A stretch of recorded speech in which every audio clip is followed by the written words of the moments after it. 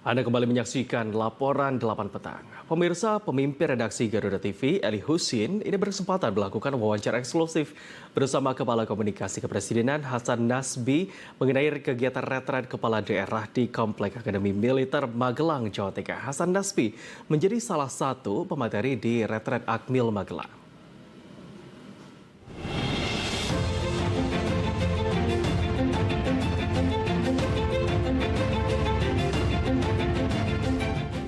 Sudah bersama saya di Lembah Tidar di acara Retret Magelang bersama Kepala Kantor Kepresidenan Bapak Hasan Nasbi.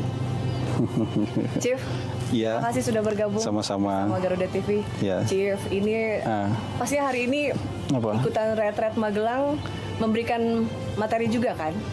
Pembekalan buat para kepala daerah kan? Sebenarnya bukan pembekalan lah. Bukan. Sharing lah. Oke, Chief. Jadi kalau pembekalannya apa tadi, Chief? Sharingnya gimana? Kalau kepala daerah itu kan sebenarnya orang-orang yang sudah pernah memenangkan hati masyarakat, sudah lolos dari berbagai macam isu, sudah melewati berbagai macam isu, mungkin black campaign, negative campaign, mereka sudah lolos itu semua.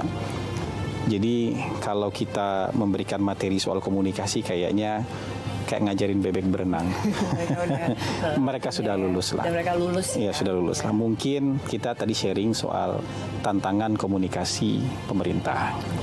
Tantangan komunikasi pemerintah itu kan nggak gampang. Saya cuma sharing cerita apa yang terjadi di pemerintahan pusat. Mungkin bisa jadi pelajaran buat mereka. Jadi pelajaran buat mereka dalam arti bahwa mereka juga mungkin akan menghadapi hal-hal yang serupa tapi tak sama. Mungkin konteksnya bisa beda-beda, tapi polanya mungkin saja sama. Jadi dari berbagai macam tantangan-tantangan yang pernah kita alami di pemerintah pusat, khususnya di kantor komunikasi, dalam kita kan sudah 7 bulan ya. Dalam 7 bulan terakhir, itu yang kita sharing ke mereka tadi. Jadi tapi memang tidak mudah ya memberikan arahan di depan 1.000 orang, hampir 1.000 orang itu tentu tidak mudah, dan dengan waktu yang juga terbatas kita cobalah padatkan tadi materi-materi tadi supaya bisa jadikan bukan pegangan tapi bahan sharing yang suatu waktu mungkin nanti bisa mereka pakai ketika sudah memimpin daerah. Tentu banyak sekali kebijakan dan policy yang bisa jadi kontroversial di masyarakat, dan ini kan harus dijelaskan. Bisa jadi juga banyak pertanyaan-pertanyaan dari masyarakat, pertanyaan dari media yang mungkin karena tidak terlalu paham terhadap kebijakan itu, kemudian sudut pandangnya agak negatif, ya kan? Itu bagaimana kita mencoba untuk menyampaikan itu dengan baik. Saya juga menyampaikan bahwa mendapatkan informasi yang benar itu adalah hak asasi hari ini. Jadi publik tuh punya hak asasi untuk apa? Salah satunya bukan hanya sekedar makan, minum, kebebasan berbicara, kebebasan beragama, itu ya. Tapi mendapatkan informasi yang benar tuh hari ini juga hak asasi. Saya baru tahu itu juga kemarin dari Ibu Menteri Komdiji. Wah, ini hak asasi yang oleh undang-undang nih harus dilindungi. Jadi kalau ada berita-berita yang simpang siur, hoax, fitnah, kebencian, kita wajib lawan. Kita wajib lawan itu tentu dengan cara yang benar juga, bukan dengan cara-cara yang juga tidak benar gitu. Kira-kira gitu. Ya. Nah, Chief, hari ini kan tadi sudah Steve sampaikan bahwa ini tuh bagaimana sebetulnya kan sinkronisasi ya kebijakan Astacita dari presiden kita gitu, pemerintah pusat kepada kepala-kepala daerah yang akan melaksanakannya sebagai pemimpin-pemimpin di daerahnya masing-masing.